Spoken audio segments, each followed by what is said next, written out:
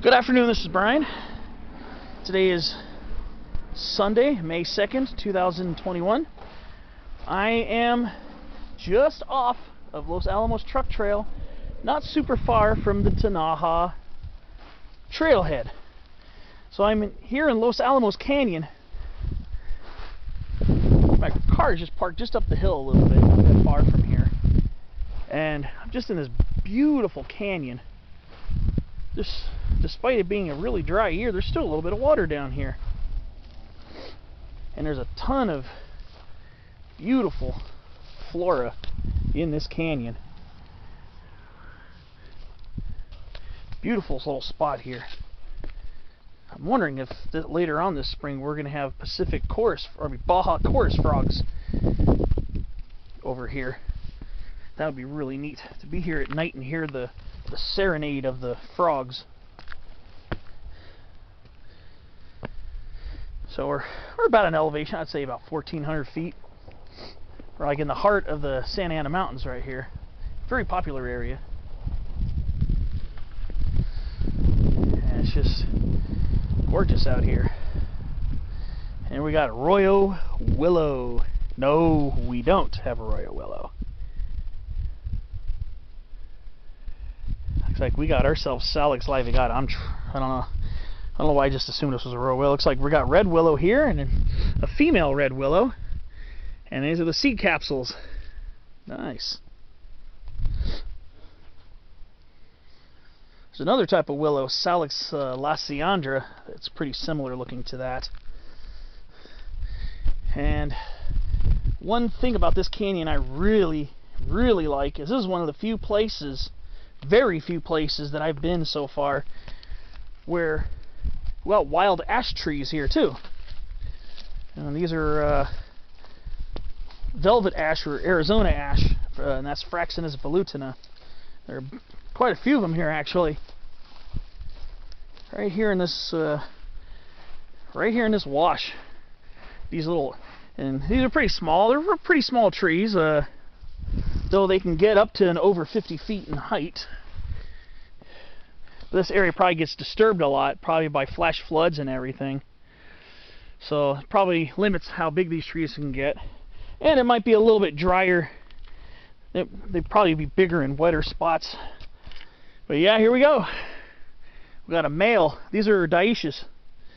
The male and female flowers are on different trees. So this is a male right here. And velutina, it's kind of fuzzy. The leaves are a little fuzzy, a little pubescent. So there you have it. One of the main reasons why I've liked coming down here.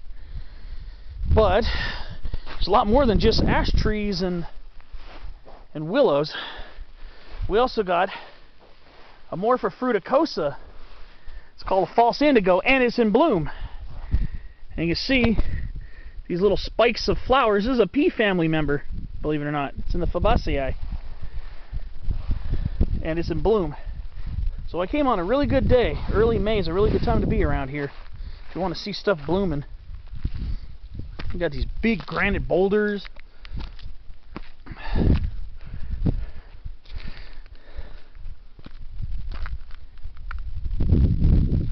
And there's still, a lot of plants that I don't know how to identify yet. And that is yet. Then we got Western Jimsonweed Datura stramonium. And its enormous white flowers. It's one of our larger wildflowers here in California. I believe the Native Americans used to smoke that plant to get for their hallucinogenical rituals. It's kind of a mouthful. And then one thing is this area smells really, really nice. And we got some other plants here too that are of note, naturally. See if I can get close enough. Oh, over here is where's a better example, without having to do extreme bushwhacking or boulder hopping. Of course, Datisca glomerata, Durango root. It's common in these these washes and canyons. And I've seen this plant as low like this, and I've seen it above 6,000 feet in the mountains. So this plant has a very wide elevational range. It's a perennial in its own family, the Datuscaceae. It looks like marijuana or hemp, but it's not related, and it's very toxic. So don't even try it. It's beautiful as heck though. Beautiful plant. But this is one of the few areas where I've seen tons and tons of ash trees. Actually, in this little portion right here, it seems like Fraxinus velutina seems to be the dominant species of tree. So, picked a good spot to pull over and take a look. And we got stinging lupine right here, Lupinus hirsutissimus. This one, it'll irritate your skin if you touch it, only because the hairs on it will feel very uncomfortable.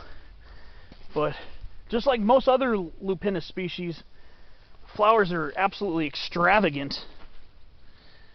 So let's see what's along here. Ooh, a Western Whiptail. Nice. That's a Western Whiptail right there. Aspidoscelis tigris stationageri. I don't know if the camera got it too well, because those things are some of the fastest lizards I've ever come across. So the wildlife factor seems to be on point here as well. So I'm going to just walk along this. I did see poison oak, so that's one thing you got to watch out for along here. But look at that pool. This has got to be a frog or toad breeding pool. It has to be. It has to be. Might be a little early for tadpoles, maybe. But I gotta imagine that this is definitely a breeder pool. It's gotta be. I'm gonna try to get up closer, see if I can avoid any toxic plants.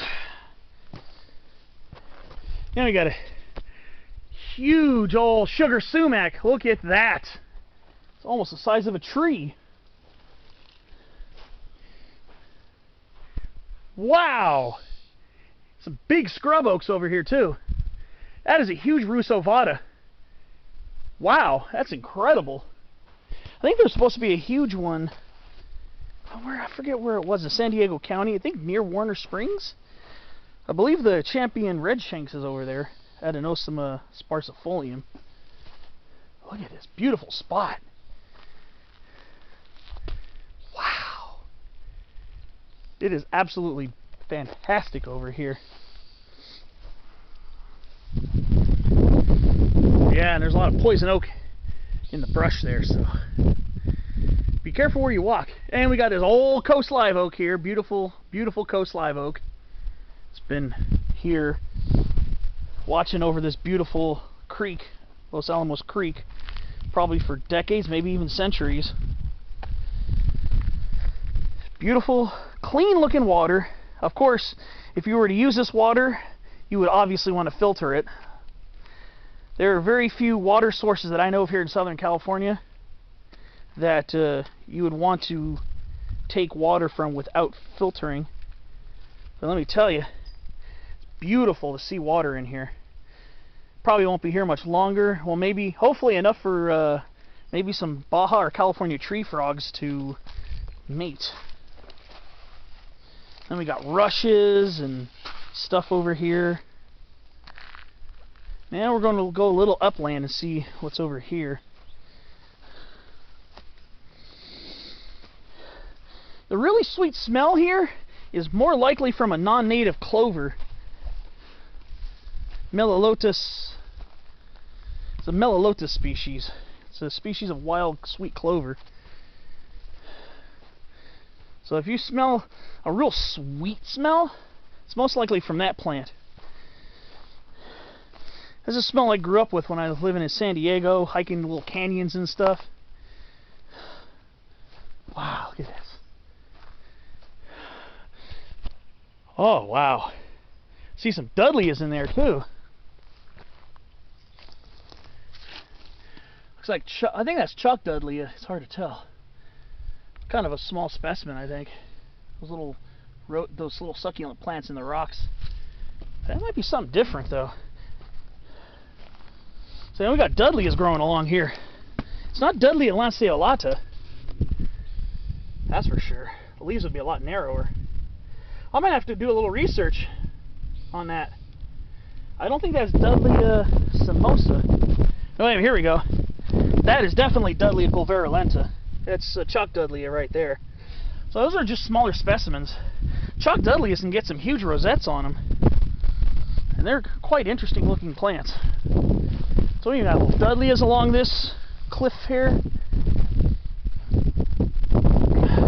Of course, another thing adding to the spicy sweet aroma in this canyon is the ever-present lower elevation Artemisia californica, which is right now is smelling extremely exquisite. It has a very exquisite sweet spicy aroma, and I find that California sagebrush has one of the most delectable aromas of any of our aromatic plants here. So we're going on this weathered rock here. And of course, we got little species of ferns around here. I'm not really too hip on my ferns either. So like I said in another video, I got a big learning curve. And we got granite spiny lizards. Granite spiny lizard, Sceloporus orcutti, doing a head display. 2 males. That is a granite spiny lizard. I do not see these very often. Right there. That is a granite spiny lizard. A little bit larger than your western fence lizards, but closely related in the Phrynosomatidae. That's a granite spiny lizard looking right at me. Another one just went up there on the rock. But the coloring and the banding on the body is a little bit different than your western fence lizard, but they are also in the genus Sceloporus. Look at that beautiful guy. That actually might be a female up on the rock. I think that's a female on the rock. There's a male right here, just acting nonchalant, like I'm not even here. But that's a granite spiny lizard right there. I don't see those very often. Very, very uncommon that I see these for some reason. I probably don't go to the right spots. It's probably why. Usually you'll find them more in very exposed areas, and me, I tend to hike more in shadier and less rocky areas. So this is a big treat for me. He is an exquisitely beautiful lizard. Look at him. Gorgeous. Look at him. So that's Sceloporus orcutti. He's going to do some push-up displays for me, it looks like. They often do that with a lot of times with the other males to discuss, not discuss, but show off their, this is my place, you need to bounce. But sometimes they'll do that with larger stuff, like larger animals like people. I'm not sure if it's also to try to drive me away. It could be. But look at that handsome lizard. It's almost like I could reach out and grab him, but I'm not that type. Beautiful. Look at that. Absolutely stunning. I love seeing herps.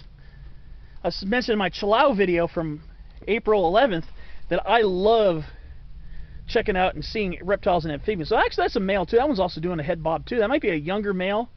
Maybe they're competing against each other. That one's also doing a push-up display.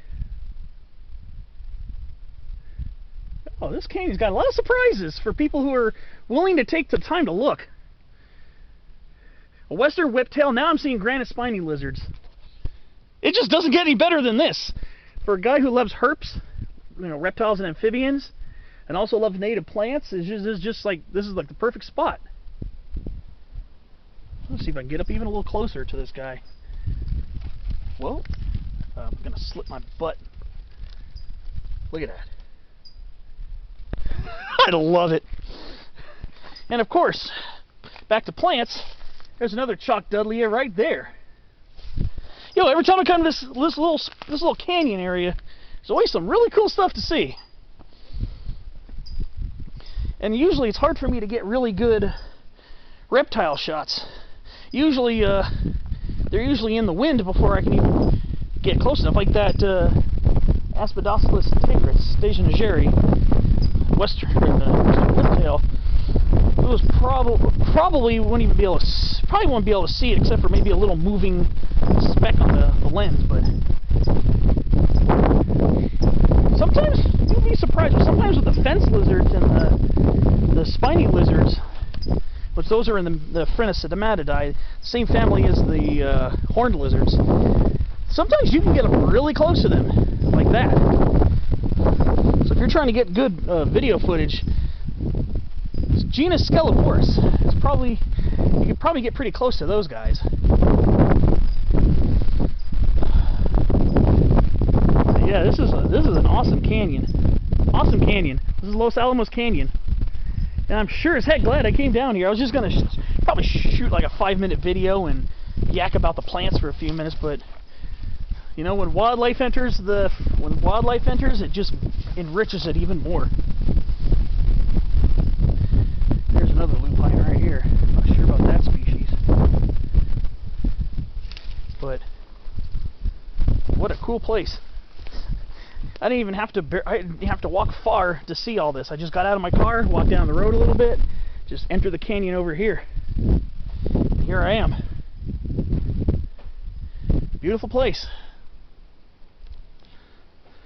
So, welcome to Los Alamos Canyon. Probably have some really cool stuff to see when you're here. Well, I guess I'm gonna go maybe check out another small area around here. Maybe get another video in. But if not, thanks for watching. I hope you enjoy this one. I sure as heck enjoyed it. Seeing granite spiny lizards, a western whiptail, some beautiful ash trees, oaks and sycamores and willows. Just an all-around pleasurable place to come visit. Hopefully we get amphibians here too. But thanks for watching. I'll see you on my next video.